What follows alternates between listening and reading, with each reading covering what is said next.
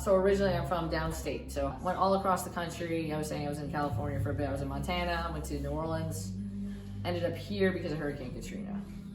So I came here with an ex, and the people, how nice and friendly and everything they did for us, it was actually flabbergasting. Really? Gave us mattresses, gave us clothes, gave us furniture. Well, back up for 1 minute. Yeah. So Hurricane Katrina. So Yes. you're living in New Orleans. Living in New Orleans, have a great life, yeah. And what were you doing at that time? At that time I was working for Margaritaville, and then I was an assistant manager at McDonald's. Okay. And Switching over. so hurricane comes and what, you lose your Hurricane your comes home and we evacuate, and you couldn't go back because they closed the city off. And when I finally went back, because McDonald's called me back, one McDonald's was still standing. They called all the managers, and we had to stay 10 minutes from Baton Rouge, drive an hour and a half one way to go work at this McDonald's for 8 hours, then drive back an hour and a half to stay at a motel. And I'm like, I'm not living this way. So I came back here. And the house was just totally destroyed. Yeah. Like everything was wet. The roof got blown off. So when Katrina happened, you were brought here or suggested to move here? How'd you get to Niagara It was Falls? the ex. They were from here. Okay. They went back. Okay. I stayed. And then I moved to Elmwood Village because we were in Amherst. I was like, I'm going to be somewhere where it's at least happening. Yeah. And that's also the Stanley Cup run of the Sabres that year. So Okay. I'm a huge Sabres fan at the same time. So you actually live in Buffalo now? Lived in Buffalo. No, lived in Okay, Buffalo. Niagara I live in Falls. Niagara Falls now. Okay. Yeah. So that's what I say. It's a little bit roundabout. Yeah. So I would come here to the falls constantly after that. Why is that? I was definitely a little PTSD. Because it's a very big trauma, like similar to what just happened with the snowstorm. Yeah. Really big trauma when you see all those things and Sure. bodies and stuff where you literally would walk down the street every day. So I'd come out here to the falls for some peace and quiet, solitude, and I always knew I wanted to actually live here in the back of my head. Any particular reason why? I mean, I just always loved it here. It's just something about it. I can't even put into words, but it's the nature. You're still close to two major cities. It's a really good spot. 5 minutes you're in Canada, so why not? right. And funny, back then I wanted to open up a coffee shop because my ex told me the markup on coffee, and I was going to call it Daredevil Coffee. So I always had Daredevil in my brain. And how did you get into the vinyl end of things and all that? So music. I mean, I was looking for a business that everybody has in common, a common thread. And music is one thing that literally nobody can argue about. Everybody loves it. Everybody's into it. It's something that brings people together. And then also, with here, it's like we have tourism, and then we also have the locals. And when I moved here, there was no place to hang out. We'd go to the Hard Rock, and everybody at the bar was locals. Yeah. So I started realizing, people need someplace to go. So when I was thinking about it, this is kind of how the lounge came about. You could just have a record store, but I wanted people to be able to sit and talk about music because people love talking about music. It's the common thread when you go to a record store. Everybody always wants to talk to the kids behind the counter about music, but they're like too busy. Right. So I was like, how about we just make it a spot? Right. So tell us a little bit about what you offer here. So it's new vinyl, vintage vinyl, cassettes. I'm really into cassettes. I think there's something about my generation was so into cassettes and mixtapes. And vinyl is cool and people love it, but I don't know, there's something about cassettes, right? So as you walked around, you probably saw the cassettes I have. And I want to build that. Plus, everybody's releasing their new stuff on cassettes too. Yeah. And then that's the big part is the Walkman. I could have an an hour-long conversation with you about cassette tapes because it's Yeah. just fascinating to me. I have a very good friend of mine who, when we started talking about music, and he's older than I am, I said, no, vinyl. And he said, no way, it's the dumbest thing, blah, blah, blah. And then one day he sent me somebody's cassette, like some old cassette. Yeah. And he said, look at what this is selling for. I said, I know what I'm talking about, it's interesting to me how, again, like, you talk about newspapers, old can be new, or Yes. there's an interest in it. I mean, what do you attribute that to? I mean, do you have any? So I was a idea history why? major. And everything comes back. Because what happens is you get this generational gap, and I've heard every generation say this to me since could remember a conversation, and it's always, remember when we could have a glass of milk and how amazing this glass of milk was because we got it right out of the jar, and the jar was delivered to the house and it was ice cold, and then you want to have that. You want to, because that person that's telling you that is usually a relative, a mother, a father, and you want to experience what they experience because you can see the joy in their eye. So that's what happens with cassette. Because a parent, I can see it when I have those. The parents are like, "Oh, you don't even know what this is," and I have to sit there and I have to time it perfectly to make a mixtape. And it's that. It's not the item. It's the story and the joy you see from the other person, and that's what ties it together. But that's the history major in me that knows that. So again, tell us a little bit about what people will find other than you can so buy music here and everything. You can buy music, so it's also vintage shirts are all one-offs. But I have coffee. I'm going to have the tavern license. It's also primarily a listening lounge. If you come over here, I want to show you these. So all of these little boxes contain CDs. There's 3,000 CDs back here, which took me months to get together. So all of these Rolodexes have the CDs in them. They're all for sale. So you can go through, pick out what you want, sit over here and listen. So there's CD/cassette players. There's record players, so you can sit over here and listen to those as long as you like. And then if you want to rent the refurbished vintage, they're all rebuilt Sony Walkmans and Discmans. It's just $10 for 3 albums or cassettes.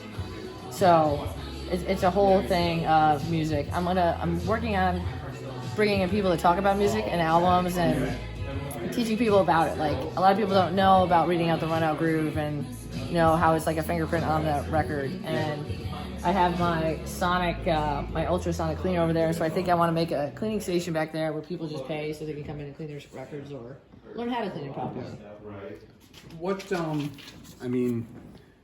What attracts you to the whole thing? To music? To music, but also the sort of nostalgic end of it, I guess. What is it about it for you that you? It's like I said, that story. So for me, music has always been my story.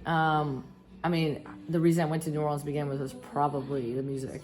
When I first visited there and went to Preservation Hall and just the different bands. The food's great, the weather's great, but I think it was the music. So I'm very much into jazz and blues. I played saxophone as a kid. If I could have played jazz, I'd probably still be playing today. They made me play, Mozart on a saxophone, which doesn't even translate. Right.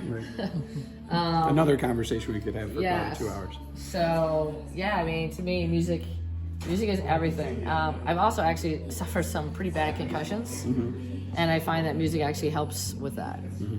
So, and they've actually just did research on it, which is fascinating, that music helps with concussions. So, I'm sure some people, we were just talking about... Checking out the back. We were just talking about Niagara Falls. Yeah. It's been a place of disappointment and despair for a long time, and you opened this place. So what are your thoughts on that? It's the building too. So, like I said, I told you, like I'm very into history, and I'm very into seeing things grow and take off. And so seeing my hometown of Beacon go through the same transformation and the same despair that Niagara Falls is going through, and now we're there today.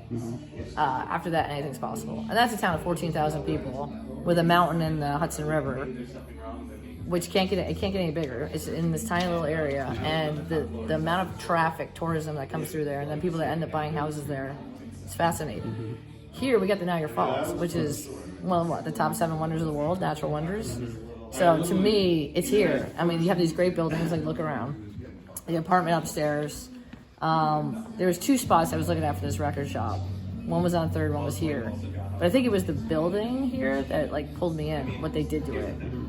There's apartments above here, and the lounge is also, to me, fits in with the people living above. I wanted them to have a spot to come down and hang out before and after. They can get their coffee in the morning, and in the night they can come in, hang out, listen to some music, get a cocktail, whatever.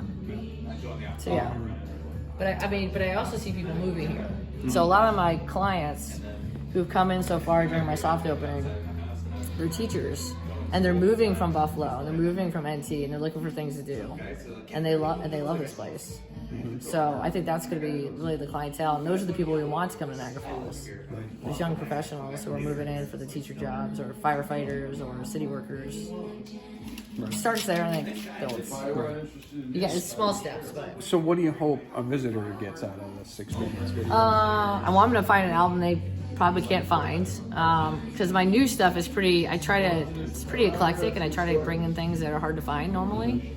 And then I want them just to have a great time listening to music, talking about music, and just a place to hang out. So if you're local, I want this to be your hangout. If you're a visitor, I want it to do something, you know, that in between. Okay, we saw the falls, we saw the fort, you know, we ate. Now what are we gonna do so we can go out at night? So I'm kind of like in between. Yeah. Or if it's raining.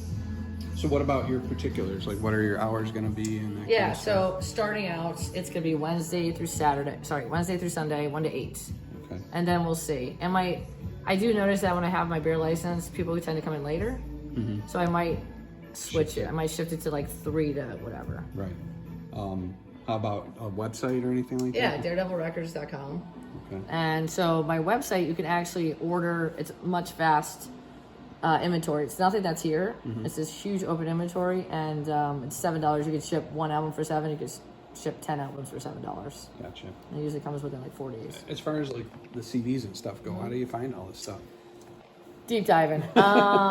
Facebook, Craigslist, Goodwill, Value Village, like yard sales. It took a lot of time. The hard part was the cataloging Yeah. and putting Did you do all that yourself, or? No, that was my partner did it. Gotcha. Because I'm not a spreadsheet person. I am a design person. Yeah. But So, by cataloged, it's A to Z. yeah, it's all alphabetized. Find it simple, just like a library. So you pick out the card, and I can get it pretty quickly. And everything out here right now are duplicates, if you can believe it. Yeah. I know we kind of already touched on this already, but what do you make of, you know, I was just talking about this with a guy at the office, you know, a 16-year-old or something, you know, in a digital age buying records and all that. I mean, what do you... Why? Well, yeah, I mean, what... I get it. Gen Zers are a lot like Gen Xers, actually. So I'm a Gen Xer. I'm like right in the middle of it. We had such an interesting time to grow up. Like, I got to go around, ride on my bicycle, nobody could find me. I had a dime in my pocket in case there was an emergency. And we were like the Stranger Things kids. And I think because of Stranger Things, the Gen Zers want that, what we had. So I think there's a definite connection there. I see parents actually who are my age bring their kids in, and they're going through albums together, and the kid knows the same album the father or mother does, which is really fascinating. So I think it's a way for also parents to talk to their teenager, which they never were able to talk to them about anything. It's a simple conversation starter. Yeah. And I like to see that. It's interesting. And the jukebox works. I found this one on Craigslist. It's black and white, which fits my color motif. And it actually came from Niagara Novelties. Really? So the guy is from Niagara Falls. It probably was an old bar here, which I love. And then all of these records were probably played at some time by local residents Yeah. on a Friday night. And I love that. Yeah, that's pretty awesome.